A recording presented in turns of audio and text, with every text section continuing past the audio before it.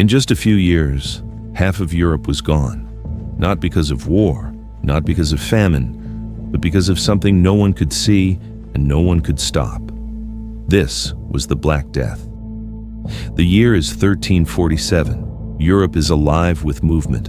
Markets are full, roads are busy. Ships cross the Mediterranean carrying goods from distant lands, silk, spices, metals, ideas. It is a connected world, not modern, but deeply linked through trade and travel. And that connection is what makes what comes next so devastating. Because far to the east, beyond Europe's borders, a deadly disease has already begun its journey.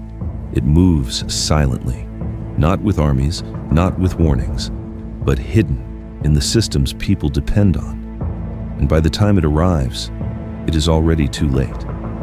The first reports come from the sea. Ships arrive in Sicily. But something is wrong.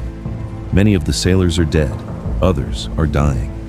Their bodies marked by strange symptoms, high fever, weakness, confusion.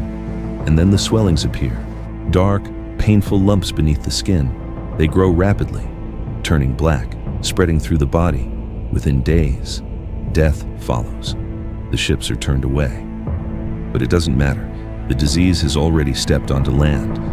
From the ports, it moves inland, along trade routes, through markets, into homes. It spreads faster than anything anyone has ever seen. There is no clear pattern, no warning. A person can appear healthy in the morning and be dead within days.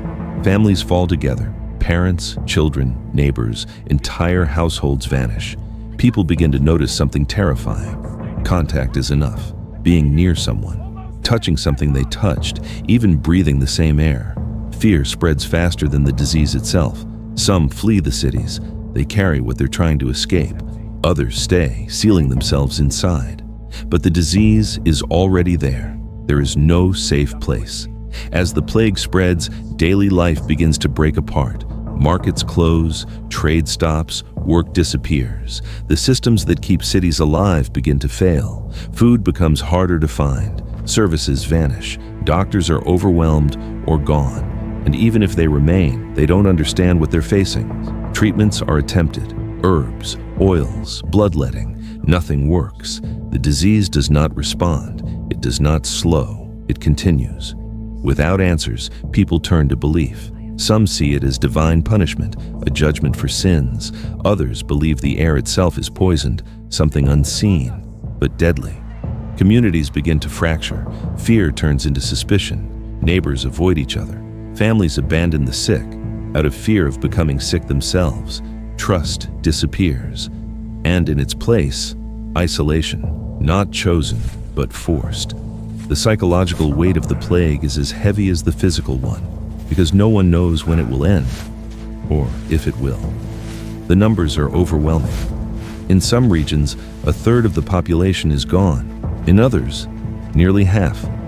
Entire villages are emptied, not slowly, but suddenly. There are too many bodies, too many to bury. Mass graves are dug. In some cities, bodies remain where they fall, because there is no one left to move them. The sound of life fades. No markets, no voices, no movement, only silence. But even in collapse, something begins to change. With so many people gone, the structure of society shifts. Labor becomes rare. Workers become valuable. Survivors find themselves in a world that suddenly needs them more than ever. Old systems begin to weaken. The balance of power slowly changes. The Black Death does not just destroy, it reshapes, it forces transformation, not by design, but by consequence.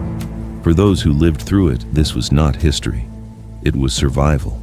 A world that once felt stable, now uncertain. A reminder that even the strongest societies can fall, not from enemies, but from something invisible. The Black Death didn't just take lives, it changed the course of human history. And even now, its echo remains.